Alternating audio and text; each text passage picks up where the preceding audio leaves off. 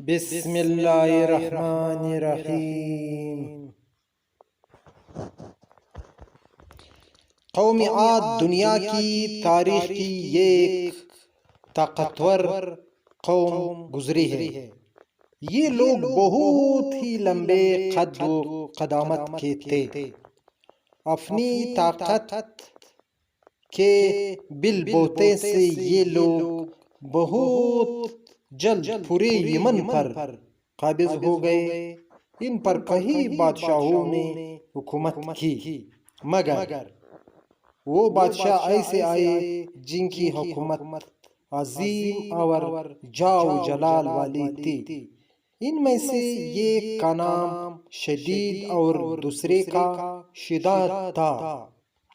یہ دونوں بھائی تھے اور انہوں نے اپنے زمانے میں بے شمار لشکر و خزانے جمع کیے تھے۔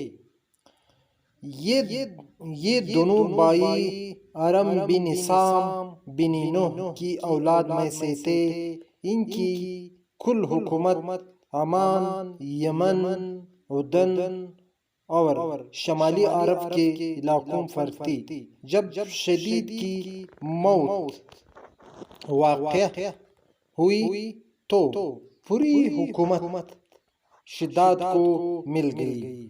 اس نے تمام قبائلی سردار اور بادشاہوں کو اپنا مطیع و فرمان بردار بنا لیا اور اس طرح پورے جنوبی عرب پر اس کی حکومت ہو گئی۔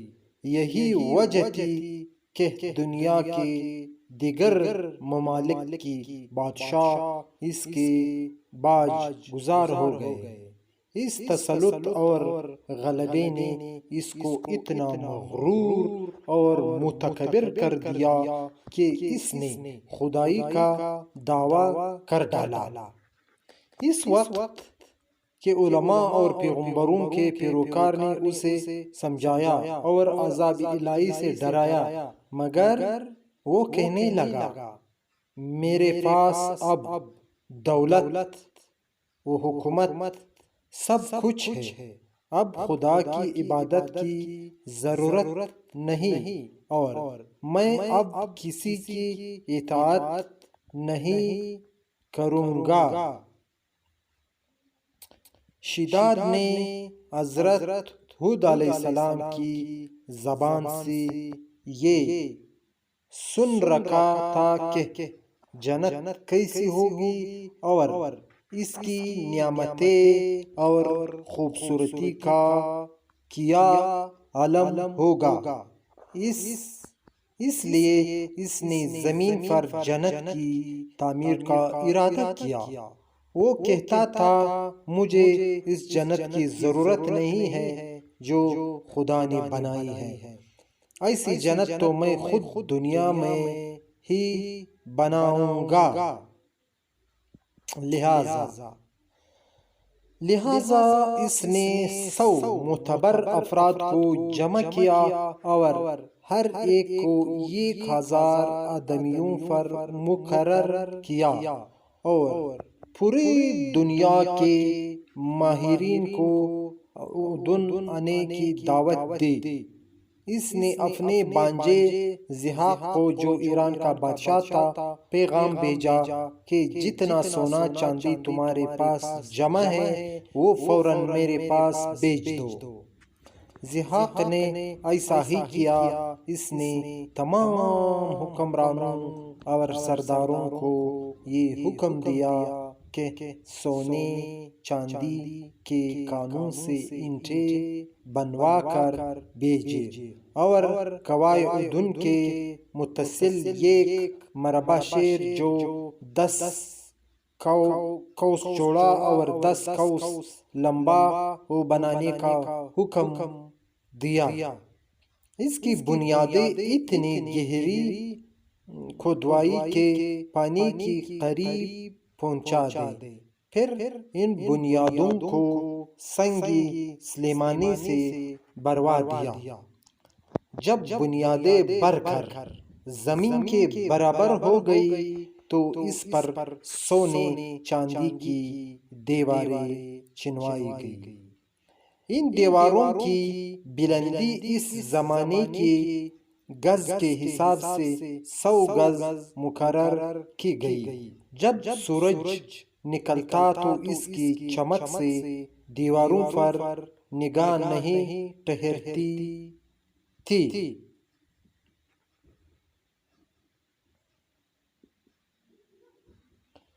یوں شہر کی چاردیواری بنائی گئی۔ اس کے بعد چاردیواری کے اندر 1000 محل تعمیر کیے گئے۔ ہر محل 1000 ستونوں والا تھا اور ہر ستون جواہرات سے جڑوایا کیا ہوا تھا۔ پھر شہر کے درمیان میں ایک نہر بنوائی گئی اور ہر محل میں اس نہر سے چھوٹی چھوٹی نہریں لے گئے۔ ہر محل میں حوض اور فوارے بنائے گئے۔ ان نہروں کی دیواریں اور فرش یاقوت، زمرد، مرجان اور نیلم سے سجا دی گئی۔ نہروں کے کناروں پر ایسے مصنوعی درخت بنائے گئے جن کی جڑیں سونے کی شاخیں اور پتے زمرد کے تھے۔ ان کے پھل موتی و یاقوت اور دوسرے جوہرات کے بنوا کر ان پر ٹانگ دیے گئے۔ شہر کی دکانوں اور دیواروں کو مشک، زعفران اور عنبر و گلاب سے یاقوت و جوہرات کے خوبصورت پرندے چاندی کی اینٹوں پر بنوائے گئے، جن پر پہرہ دار اپنی باری پر آ کر پہرے کے لیے بیٹھے تھے۔ جب تعمیر مکمل ہو گئی، حکم دیا کہ سارے شہر میں ریشم کے قالین بچھا دی جائے۔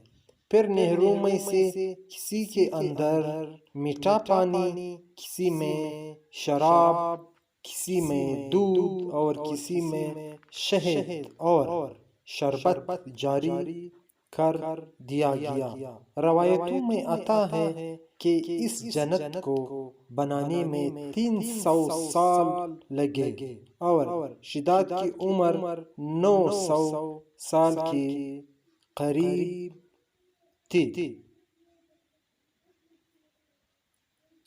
باغ کے مکمل ہونے کے بعد وہ اپنے لو لشکر کے ساتھ متکبرانہ انداز میں شہر کی طرف روانہ ہوا۔ جب قریب پہنچا تو تمام شہر والے اس کے استقبال کے لیے شہر کے دروازے کے باہر آ گئے اور اس پر زر و جواہرات نچھاور کرنے لگے۔ ابھی اس نے گھوڑے کی رکاب سے ایک پاؤں نکال کر دروازے کی چوکھٹ پر رکھا ہی تھا کہ ملک الموت نے اس کی روح قبض کر لی۔ پھر حضرت جبرائیل علیہ السلام نے بڑے زور سے ایک ہولناک چیخ ماری کہ تمام شہر اپنی عالیشان سجاوٹوں اور محلات کے ساتھ زمین دوز ہو گیا اور اس کا نام و نشان باقی نہ رہا۔ علماء و مورخین نے کتابوں میں لکھا ہے کہ بادشاہ اور اس کے لشکر کے ہلاک ہو جانے کے بعد وہ شہر بھی لوگوں کی نگاہوں سے اجل کر دیا گیا۔